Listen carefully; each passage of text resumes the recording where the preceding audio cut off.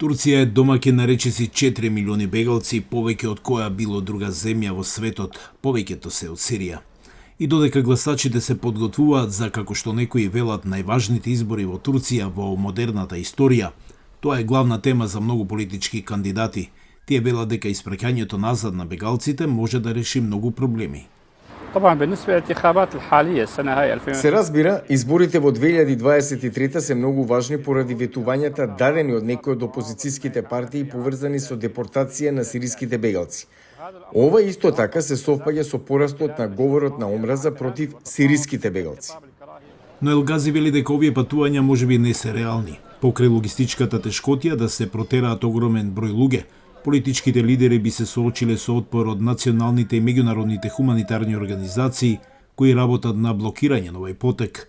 Заканата сепак преплаши премногу бегалски семејства. Многу сме загрижени и чекаме оваа недела да ги видиме резултатите од изборите, бидејќи се работи за нашата судбина. Не знаеме што ќе се случи. Не знаеме каква ќе биде нашата судбина.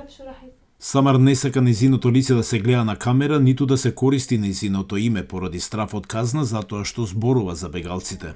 Освен што преживеа раселување од сириската воена зона каде што го загуби сопругот, Самар го преживеа и февруарскиот земјотрес во кој загинаа повеќе од 50.000 луѓе во Турција и Сирија. Милиони луѓе беа принудени да ги напуштат своите домови, вклучувајќи ја и Самар. Точно е дека го преживеавме земјотресот, но можеби оние што не преживеа има поголема среќа. Поголема среќа, вели таа, затоа што не би морале да живеат со страф.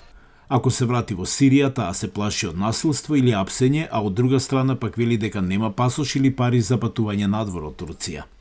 Владата на председателот Реджеп Тајип Ердоган зазема малку помек став кон бегалците, велејќи дека сите тие на крајот треба да ја напуштат земјата, но не со брзи масовни депортации. Економската криза во Турција и управувањето со катастрофа од земјотрес се исто така меѓу главните прашања што гласачите ќе ги разгледаат на гласачките места овој викенд.